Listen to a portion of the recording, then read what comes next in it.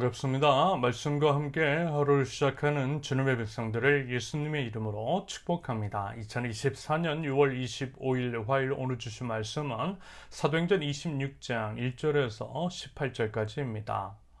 아그리빠 왕이 바울에게 말하였다. 할 말이 있으면 해도 된다. 바울이 손을 뻗치고 변호하기 시작하였다.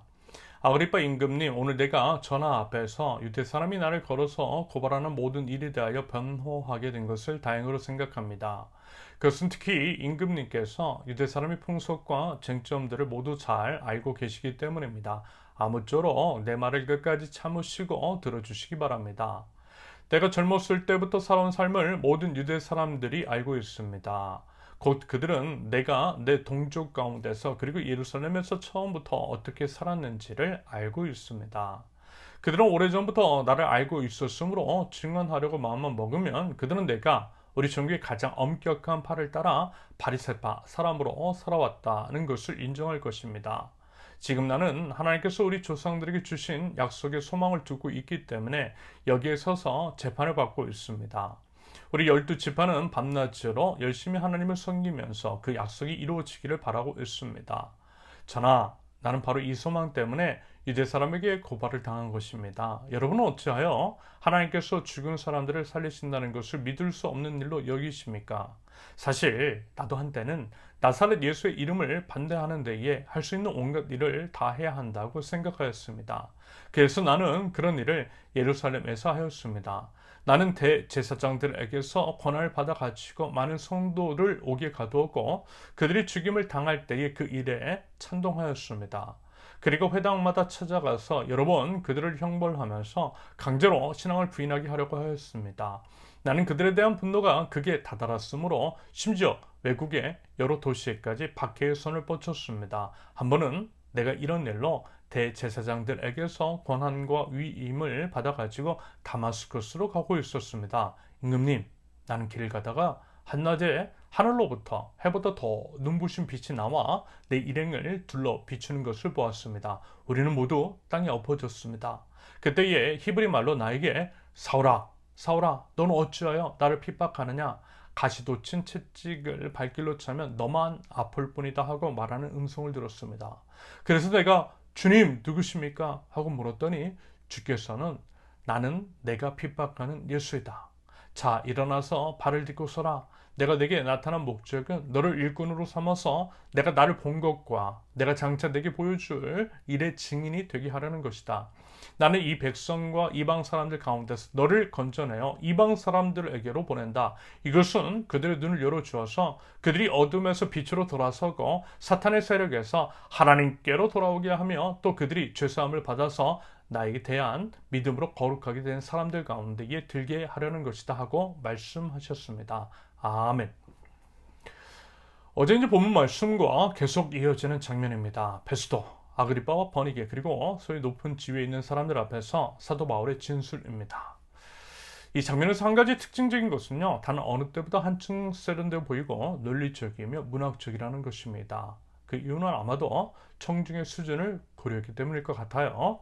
다른 때와는 달리 청중의 수준, 지위가 높았고요. 그래서 이제 그들의 수준에 맞춰 그들이 사용하는 언어를 사용했던 것으로 여겨집니다. 그래야만 지체 높은 그들이 조금이라도 더 귀를 기울이지 않을까라고 하는 생각에서 그랬을 것 같아요.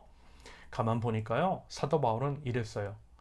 그가 하나님 나라 복음을 증가하는 것을 보면요, 어린아이들 혹은 교육의 혜택을 받지 못한 일반인들에게는 그들이 알아들을 만한 언어로 눈높이를 맞춰줬습니다.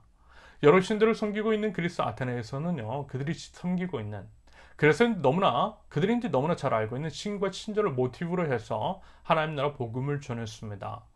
이와 같은 다양한 접근 방법을 사용했던 것은 다른 것이 아니겠죠. 말씀을 드렸듯이 오직 하나님 나라 복음이 사람들에게 효과적으로 전달되기 위해서인 거죠. 물론 복음 그 자체만으로도 능력이 있습니다. 하지만 그럼에도 불구하고 대상의 이제 수준과 환경 등을 고려해서 그들의 이제 눈높이에 맞춰 접근하려는 노력은 또 필요하고 중요합니다. 이것이 이제 복음 전도자의 자세요. 예수님께서 성육신의 본을 보여주신 이유 중 하나일 수 있겠습니다. 보니까요, 사람은요 정말 다양하더라고요. 감정적인 사람도 있고 이성적이고 논리적인 것을 좋아하는 사람도 있습니다. 이성적이고 논리적인 것을 좋아하는 사람들에게는 기독교 변증법이 통할 때가 있더라는 거예요.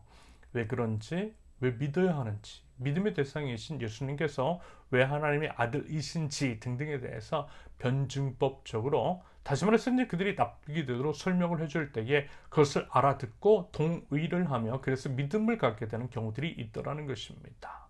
그러므로 반복해서 말씀을 드리지만 복음 전도자의 자세, 하나님 나라 백성의 자세는요, 각 사람의 다양성을 인정하고 그것을 존중하는 가운데에 나의 방식이 아니라 상대방이 이해하고 납득할 수 있는 방식으로 하나님 나라 복음을 전할 수 있어야만 할 것입니다. 그것을 위해서 준비하는 노력이 필요하다는 것이겠죠. 그렇지 말하자면 우리 신앙인들이 길러야 할 영적 실력일 수 있겠습니다. 아울러 이제 그 준비의 과정을 통해서요, 우리의 믿음을, 우리가 이제 믿고 있는 것이 무엇인지를 또한 체계적으로 정리할 수 있는 기회도 얻을 수 있을 것 같습니다. 사도 바울은 이처럼 이제 사회적 지위가 높은 사람들의 언어를 사용함으로써 자신을 변론했는데, 그는 먼저 자신의 출신 배경부터 설명해요. 자기도 이제 나름 배울 만큼 배운 사람이고 어느 정도 이제 상위 계층에 속한 사람이라고 하는 것들을 드러내 보임으로써 그들로 하여금 일종의 심리적인 안정감을 주었던 것으로 풀이가 돼요. 이 또한 배려이고 존중이고 지혜로운 접근일 수 있겠죠. 이어서 예수 그리스도를 믿기 전과 믿게 된 경위, 즉 다마스쿠스 길 위에서 주님을 만난 것에 대해서 이야기를 해요. 예수님을 만났기 때문에 복음 증거자가 되었다라고 하는 그런 식의 간증인 거죠. 이와 같은 식의 사도 바울의 증거는 전형적이고 또 모범적인 간증의 유형입니다. 예수님을 만나기 전의 삶, 예수님을 만나게 된 과정, 그리고 예수님을 만난 이후의 삶, 예수님과의 만남을 기점으로 변화된 삶에 대한 증언인 거죠. 여러분, 바로 이것입니다. 우리가 우리의 삶으로 증거되어야 할 것은 복음 그 자체이신 예수님입니다. 사도 바울이 그랬던 것처럼 예수님이 중심이셔야만 한다라는 거예요. 예수님을 만나기 전에는 이랬는데 예수님을 어떻게 만나게 되었는지, 그래서 예수님을 만난 이후에는 어떻게 변했는지에 대해서 예수님을 중심으로 이야기할 수 있어야 한다라는 거죠. 간증이라고 하는 것, 복음이라고 하는 것은 내가 경험한, 나를 변화시킨 예수님을 전해주는 거예요. 여러분 부디 그 예수님을 힘써 전할 줄 아는 하나님 나라 백성 되실 수 있기를 바랍니다. 우리의 중심이신 우리 주 예수 그리스도. 마지막으로 9절과 10절을 주목해서 보실 수 있기를 바랍니다. 9절과 10절을 보면 사실 나도 한때는 나사렛 예수의 이름을 반대하는 데에 할 수 있는 온갖 일을 다 해야 한다고 생각하였습니다. 그래서 나는 그런 일을 예루살렘에서 하였습니다. 나는 대제사장들에게서 권한을 받아가지고 많은 성도를 옥에 가두었고 그들이 죽임을 당할 때에 그 일에 찬동하였습니다.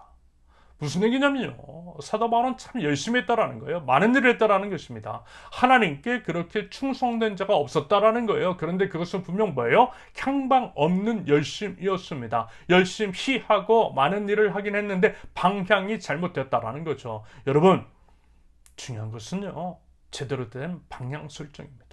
내가 원하는 것, 내가 그럴 것이라고 어림짐작하는 것이 아니라 분명한 하나님의 말씀을 근거로 한 예수 그리스도의 복음을 선명하게 전하는 것, 하나님께서 인정하시는 방향성 안에서의 열심, 이것이 중요하고, 그래야만 하나님께서도 우리의 모든 삶을 인정해 주신다라고 하는 것들을 여러분 기억하실 수 있기를 바랍니다. 우리는 우리의 뜻이 아니라 하나님의 뜻이 이루어지기를 바라는 사람입니다. 하나님께서 원하시는 뜻을 하나님께서 원하시는 때에 하나님께서 원하시는 방법으로 이뤄가는 우리 주님의 백성들이 되실 수 있기를 바랍니다. 바라기는 하나님께서 맡겨주신 복음을 책임감 있고 성실하게 바른 방향성 안에서 마주하는 대상을 배려하고 존중하는 가운데 전할 줄 아는 하나님 나라 백성들, 저와 여러분들이 이실 수 있기를 예수님의 이름으로 축원합니다. 기도합니다. 예수 그리스도의 성육신의 그 의미를 따라 이어나가 살아가기를 원합니다. 마주하는 이들에 대한 이해를 바탕으로 존중하고 배려하는 마음을 가지고 그들이 이해하는 방식을 가지고 우리 예수님 복음을 친절하게 설명할 줄 알게 하옵소서. 오직 우리 중심이신 예수님을 증거하게 하시고 내가 만난 주님, 나를 변화시키는 주님을 능력 있게 증거함으로써 하나님 나라를 세워나갈 줄 아는 하나님 나라 백성들 될 수 있도록 우리 하나님 인도하여 주시옵소서. 예수님의 이름으로 기도합니다. 아멘. 하나님께서 오늘 주신 말씀과 각자의 기도 제목을 놓고 우리 잠시 기도합니다.